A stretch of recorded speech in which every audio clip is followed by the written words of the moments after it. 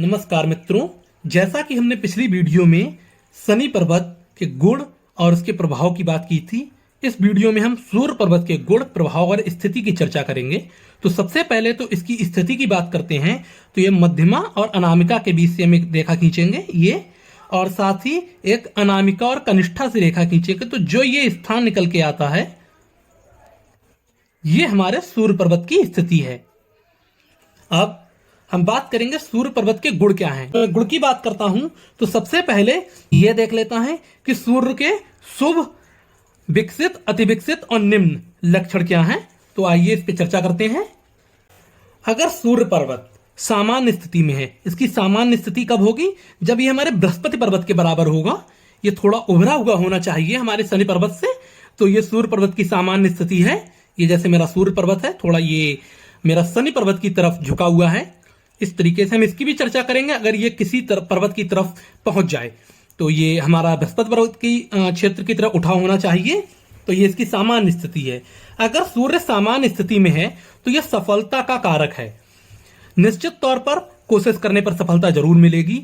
विद्या का कारक है और साहस का। जिस व्यक्ति का सूर्य सामान्य स्थिति में, वह साहसी बहुत होगा, वह कठिन परिश्रम करेगा, उसके अंदर आत्मविश्वास बहुत होगा क्योंकि उसके अंदर ऊष्मा बहुत रहती है। यह कीर्ति का कारक है और राजनीति। सूर्य पर्वत राजनीति में सबसे ज्यादा महत्वपूर्ण भूमिका निभाता है। अगर सूर्य पर्वत के ऊपर कुछ शुभ साइन है, अगर कुछ खड़ी लकीरें यहाँ पे आ जाती हैं 3 से 4, या यहाँ पे एक गोल निशान बनता है सूर्य पर्वत पर, गोलाकार चिन्ह बन जाता है, तो समझ लीजिए राजनीति में विशेष सफलता उसे मिलेगी। स्वास्थ्य अच्छा रहेगा, कला में विशेष रुचि होगी जिसका सूर्य पर्वत अच्छा है, और विजय, जिसका सूर्य उभरा हुआ है, उसकी विजय निसंदेह होगी। और अब हम इसके अति विकसित की बात करते हैं। अगर सूर्य पर्वत बहुत उठा हुआ है, यहां पर एक गांठ बन गई है और मास अत्यधिक नजर आता है, किसी का सामान्य स्थिति में ऐसे करने पे भी ऐसा नजर आ रहा है, तब क्या होगा कि वह जल्दबाज हो जाएगा। सफलता के लिए वो इतनी कोशिश करेगा कि सफलता ना मिलने पर वह जल्दबाजी दिखाएगा, जिससे उसे असफलता बार बार मिलेगी। उसे ज्ञान तो होगा, विद्या तो होगी, लेकिन विद्या का साथ में अहंकार भी आ जाएगा। पद की चाहत उसको इतनी ज्यादा बढ़ जाएगी कि पद मिले ना मिले उसके लिए वह करप्शन भी कर सकता है, पद की चाहत में भागता रहेगा। ये पद सरकारी, राजनीतिक या किसी प्राइवेट कंपनी में भी हो सकता है। कीर्ति उसकी इस पे डिपेंड नहीं करेगी बुरा कर रहा है कि अच्छा कर्म कर रहा है, बस वो ये चाहेगा कि उसे कीर्ति मिले। राजनीति में काफी निगेटिव इफेक्ट पड़ते हैं क्योंकि जिसकी कीर्ति बुरी हो जाती है उसका राजनीति करियर अच्छा नहीं चलता है।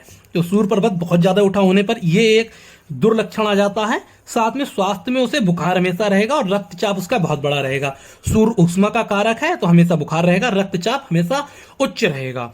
कलाकार हमेशा वो अपने आप को कलाकार की तरफ स्थापित करना चाहेगा, चाहे उसे कला की समझ बिल्कुल ना हो। झगड़ालू होगा, ऊष्मा अधिक होगी, उसके अलावा साहस बहुत ज्यादा बढ़ जाएगा तो झगड़ालू स्वभाव हो जाएगा। अहंकारी, आत्मविश्वास इतना ज्यादा बढ़ जाएगा कि वो अहंकार की स्थिति ले लेगा। तो ये हमारे सूर्य के अति विकसित होने पर कुछ अवगुण हो जाते हैं। अगर सूर्य किसी का निम्न है, बिल्कुल सूर्य यहाँ पे सपाट है, कोई उसके बन ही नहीं रही है गांठ, कोई बन ही नहीं रहा है पर्वत, तब क्या होगा? तो उसमें सामान्य के सारे गुण विपरीत हो जाएंगे। सफलता की कोई भी गारंटी नहीं होगी, सफलता नहीं मिलेगी। विद्या से कम मेहनत में भी उसे अच्छा ज्ञान अर्जित होता है, ऐसा नहीं होगा। साहसी नहीं होगा, थोड़ा भीरू होगा, थोड़ा डरपोक होगा, साहस नहीं होगा। आत्मविश्वास की भारी कमी होगी। आत्मविश्वास हमारा राहु भी दिखाता है यहाँ पे, तो राहु और सूर्य दोनों की स्थिति आत्मविश्वास को बताती है। तो आत्मविश्वास की भारी कमी होगी। कीर्तिवान तो होगा ही नहीं, चाहे वह कितने भी बड़े पत्ते पहुंच जाए, उसकी कोई कीर्ति नहीं होगी। राजनीतिक कैरियर उसका नहीं बन सकता, अगर बनेगा भी तो जल्दी उसका वो पद चला जाएगा। स्वास्थ्य अच्छा नहीं रहेगा। सूर्य हमारी ऊष्मा का कारक है, जिसका सूर्य पर दबा हुआ है, हमेशा उसे रक्त में निम्न चाप रहेगा उसे, और उसके अलावा बहुत ही ज्यादा उसे नजला या ऐसी बीमारियां रहेंगी, सिर संबंधी बीमारी रहेंगी, आंखों संबंधी बीमारी रहेंगी। कला का प्रेमी नहीं होगा और विजय मिलने की कोई भी गारंटी नहीं है। ये तो हमारी सूर्य की 3 स्थितियां हैं, सामान्य, अति विकसित और निम्न।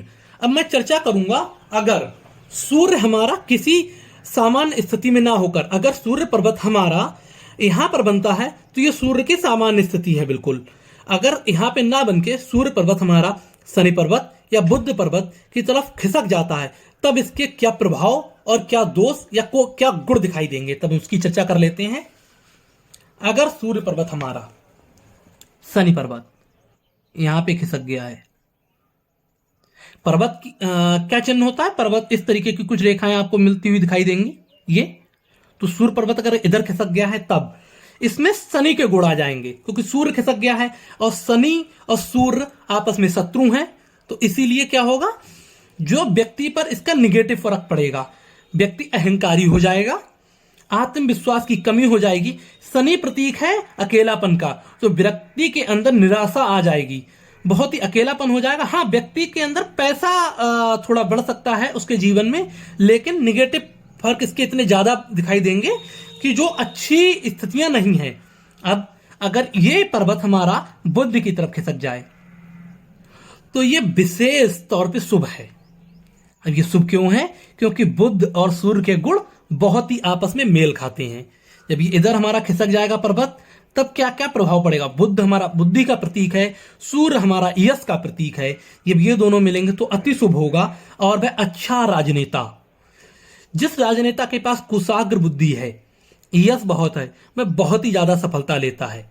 उसी प्रकार से बहुत अच्छा राजनेता, बहुत ही अच्छा व्यापारी, अगर उसकी कनिष्ठा उंगली हमारे यहां तक पहुंच रही है, हमारे इस से ऊपर निकल जा रही है, तो वो बहुत अच्छा व्यापारी बन जाएगा, जिसका सूर्य पर्वत बहुत बली है और बुध की तरफ झुका हुआ है। इसके अलावा बुध हमारा वाणी का प्रतीक है, सूर्य हमारा कला का प्रतीक है, तो बहुत ही अच्छा संगीतकार, अगर वह संगीत के क्षेत्र में कोशिश करता है तो बहुत ही ज्यादा अच्छा संगीतकार बनेगा। उसके अलावा अन्य कलाओं में भी उसकी बहुत ही अच्छी रुचि होगी। तो ये हमारे गुण होते हैं जब सूर्य पर्वत हमारा बुध पर्वत की तरफ खिसक जाता है। उसके अलावा एक नई स्थिति बनती है कि हमारी सूर्य पर्वत की उंगली कैसी है। अगर सूर्य पर्वत की उंगली हमारी, जो हमारी अनामिका है, ये उठकर मध्यमा तक पहुंच जाए, इसकी स्थिति यहां तक बने, तब ये विशेष शुभ होगा। किंतु हमारा पर्वत भी अच्छी स्थिति में होना चाहिए, ये बृहस्पति की तुलना में बराबर होना चाहिए। अगर ये निम्न है तो ये नेगेटिव फर्क डाल देगा, क्योंकि ये सूर्य का क्षेत्र बहुत बढ़ गया है, पर्वत निम्न है या अति विकसित है तो ये नेगेटिव हो जाएगा। लेकिन अगर पर्वत हमारा अच्छी स्थिति में है, जो होना चाहिए उसी स्थिति में है, हमारी अनामिका उंगली मध्यमा के बराबर पहुंच गई है, तो ये विशेष शुभ है। सारे ही गुण प्लस हो जाएंगे, बढ़ जाएंगे। लेकिन यही हमारी अनामिका की उंगली हमारी कनिष्ठा के बराबर रह गई है, इसके बराबर रह गई है, तब ये सारे गुण दब जाएंगे। जो उसके यश के गुण हैं वो बिल्कुल खत्म हो जाएंगे, उसका प्रभाव है समाज पर खत्म हो जाएगा, अकेलापन उसे घेर सकता है, ये सब अवगुण आ जाएंगे। तो आज मैंने सूर्य पर्वत की विशेष चर्चा की है और इस पर कुछ अच्छे चिन्ह भी बनते हैं जो मैंने आपको बताया, जैसे सूर्य का ही चिन्ह, ये एक अच्छा चिन्ह है अगर ये यहाँ बन जाता है, या मछली का चिन्ह। इसकी मैं आने वाली वीडियो में जब मैं विशेष चिन्हों की चर्चा करूंगा तो अच्छे से चर्चा करूंगा इनका क्या महत्व है। मैं आशा करता हूं आपको यह सीरीज पसंद आ रही होगी और आप कमेंट सेक्शन में अपने प्रश्न छोड़ सकते हैं कि आपका सूर्य पर्वत कैसा है और इसका प्रभाव आपके जीवन पर क्या पड़ रहा है। धन्यवाद।